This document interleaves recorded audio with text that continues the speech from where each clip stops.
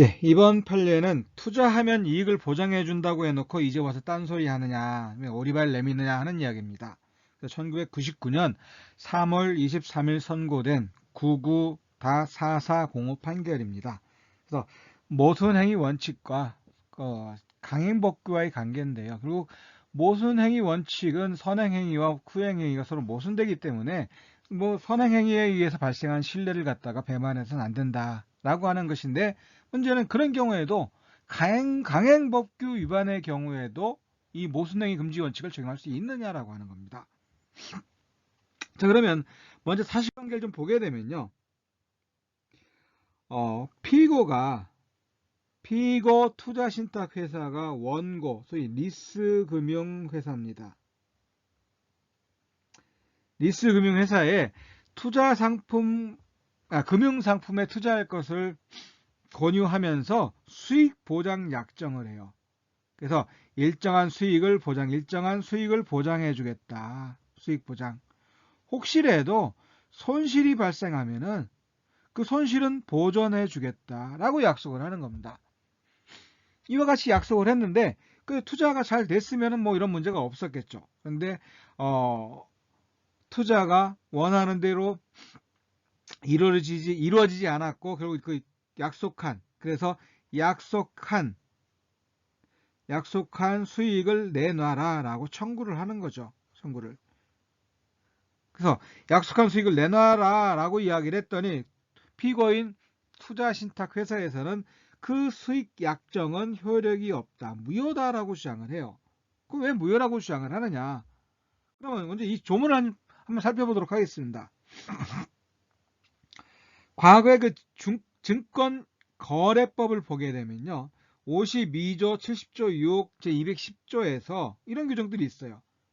다음 각호의 행위를 해서는 안 된다. 유가증권의 매매 거래에 있어서 고객에 대하여 거래에서 발생하는 손실의 전부 또는 일부를 부담할 것을 약속하고 권유하는 행위. 또 유가증권의 투자에 관하여 고객과 일정한 이익을 보장하고 이익의 분할을 약속하거나 손실의 전부 또는 일부를 부담할 것을 약속하는, 이런 손실을 보전하거나 일정한 수익을 보장하는 이런 이런 행위는 해서는 안 된다라고 하는 겁니다. 그럼 이런 규정은 뭐냐라고 하는 거죠. 뭐냐? 강행규정이다라고 하는 겁니다. 강행규정이다. 그래서 꼭 일정한 수익을 보장을 해주고 손실 보전해 주겠다는 약속을 해서 그 투자를 받고 그렇게 했을 때 결국 어떻게 해요? 그건 소위 선량한 풍속 기타 사회 질서에 반하는 규정이다라고 하는 거죠. 그래서 이와 같은 부당 권유 행위는 하지 못하도록 하고, 이와 같은 권유 행위는 뭐다? 결국 이제 강행법규에 해당해서 이에 위반하면 효력이 없다라고 하는 겁니다. 그럼 이 증권거래법이 현재는 뭘로 바뀌었냐면은 자본시장과 금융투자업에 관한 법률로 바뀌었습니다. 이 투자에 관한 이런 법률들이 모두 통합돼서 자본시장법으로 통합이 된 거죠. 그런데 이 행위도 마찬가지입니다. 손실 보전의 금지 등에서 투자자가 입을 손실의 전부 또는 일부를 보전하여 줄 것을 사전에 약속하는 행위, 투자자가 입은 손실의 전부 또는 일부를 사후에 보전해 주는 행위, 투자자에게 일정한 이익을 보장해 줄 것을 사전에 약속하는 행위, 투자자에게 일정한 이익을 사후에 제공하는 행위, 이런 행위들은 다 해서는 안 된다라고 하는 겁니다. 마찬가지 취지죠. 그래서 이런 약정들은 결국은 무효다라고 하는 겁니다. 강행법규 위반하다. 그건 위반하기 때문에. 그럼 강행법규는 뭐예요? 강행법규라고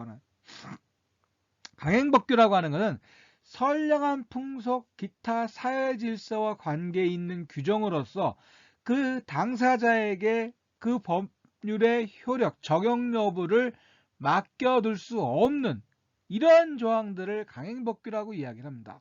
결국은 그 당사자가 그 법률의 적용을 임의로 배제할 수 있느냐 없느냐, 적용을 배제할 수 있으면 임의 규정이고, 선량한 풍속 기타 사회 질서와 관계에 있기 때문에 당사자가 그 적용을 배제할 수 없다라고 하게 되면 강행법규, 강행규정이라고 이야기를 합니다. 그럼 앞에서 이야기됐던 투자 권유 약정이나 손실 보전 약정, 수익 보장 약정, 이런 것들은 전부 다 소위 강행법규, 법에서 금지하는 행위고, 이러한 행위를 금지하는 과거의 증권거래법이라든지 또 여기서 이야기하는 자본시장법에서는 다 금지하고 있는 이런 법률은 이런 법률들은 뭐 강행법규라고 하는 겁니다. 강행법규다. 자, 그러면 이런 문제가 생기는 거죠. 어떤 문제가 생기느냐? 자, 처음에 금융상품에 투자해주면 일정한 수익을 보장해주겠다, 손실을 보전해주겠다라고 약정을 했던 겁니다. 그래서 처음에 예상했던 대로 수익이 안 나니까 결국 약속한 수익을 내놔라라고 이야기를 했던 거고, 그랬더니 피고인 투자신탁에서는 무슨 소리냐? 그 수익 약정은 무효다. 왜? 강행법규 위반이기 때문에 무효다라고 하는 겁니다. 증권거래법 위반이기 때문에 무효다라고 이야기를 하는 거죠. 그러면 여기서 이런 걸 생각할 수 있죠. 처음에는 어떻게 했어요? 처음에는 수익을 보장해주겠다, 손실을 보전해주겠다고 약속을 해놓고 그래서 투자를 한 거 아닙니까? 결국 여기 이것에 대해서 뭐가 발생했다는 거예요? 신뢰가 발생했다라고 하는 겁니다. 신뢰, 일정한 수익을 보장해주고 손실을 보전해줄 것인데 당연히 투자 안 할 사람이 누가 있겠어요? 그렇게 투자했는데 이제 와서 이제 딴소리 하는 거죠. 그 수익 보장 약정은 강행법규 위반으로서 효력이 없다, 무효다라고 하는 겁니다. 무효다. 그러면 여기서 얘기되는 거죠. 선행 행위는 수익을 보장해주기 약속해놓고 이제 와서 강행법규 위반이기 때문에 무효다라고 하는 것이 서로 모순되는데 자기가 약속해놓은 것, 즉 투자신탁회사에서 약속을 해놓고 투자하면은 일정한 수익을 보장해주겠다 약속을 해놓고 뒤에 와서 그와 같은 수익 약정, 보장 약정은 강행법규 위반이기 때문에 무효다라고 하는 것이 서로 모순되는데 이건 결국 모순행위 금지 원칙에 위반되는 거 아니냐라고 하는 겁니다. 그러면 여기서 생각할 수 있는 게 이 수익 보장 약정에 대해서 신뢰가 발생했을지 모르겠지만 이 수익 보장 약정은 강행법규에 위반한다라고 하는 거예요. 강행법규에 위반한다. 이런 경우에도 모순행위 금지 원칙을 적용해서 그 원래 약속했던 대로 수익 보장 약정을, 그러니까 수익을 보장해 줘야 되느냐라고 하는 겁니다. 이게 문제가 되는 거죠. 그러면은 수익을 보장해 준다라고 하게 되면 어떤 문제가 발생을 해요? 이 모순행위 금지 원칙은 신의 측은 관철될지 모르겠지만 법에 의해서 금지하고자 했던 거,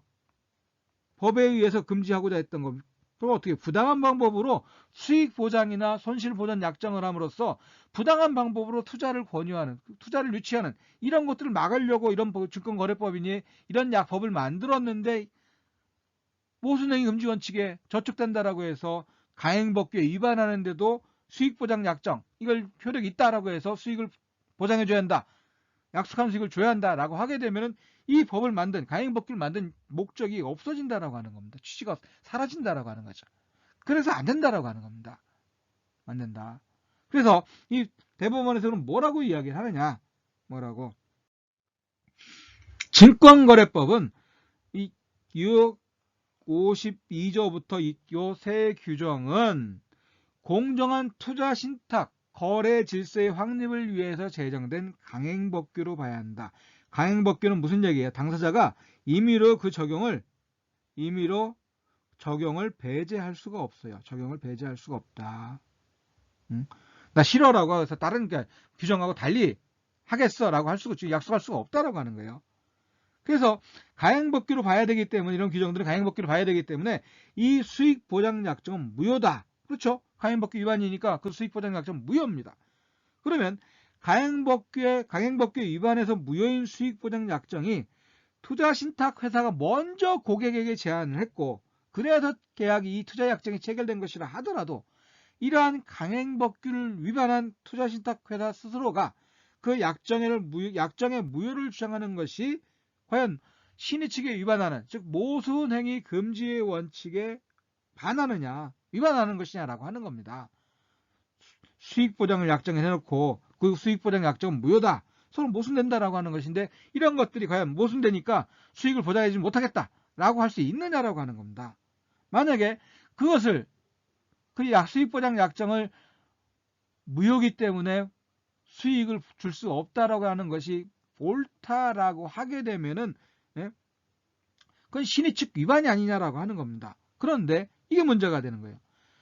그게 수익보장 약정이 무효다라고 주장하는 것이 선행행위와 서로 모순되니까 수익을 보장해줘라 라고 하게 되면은 그 증권거래법이 부당한 투자를 권유해서 부당한 방법으로 투자를 권유해서 투자를 유치하는 이런 걸 막기 위해서 그런 규정을 뒀는데 또 어떻게 되는 거예요? 모순행위 금지 원칙이 위반되니까 수익을 줘라, 지급해라 라고 하게 되면은 그 법의 취지가 배제되는 이런 결과가 된다라고 하는 겁니다. 그래서 입법 시 증권거래법에서 그 부당 권유 행위를 금지하는 그런 입법 취지를 몰각하게 되므로 이와 같은 비록 투자 약정을 손실 수익 보장 약정을 해서 투자를 유치했지만 나중에 그 투자 회사에서 그 수익 보장 약정이 강행법규에 위반하기 때문에 무효다라고 주장하는 것이 그리고 어떻게 해요? 신의성실 원칙에 반하지는 않는다라고 하는 겁니다. 그러니까 강행법규 위반의 경우에는 설사 신의 측이 또는 모순행위 금지 원칙에 위반된다 하더라도 그 강행법규가 금지하고 있는 그 행위를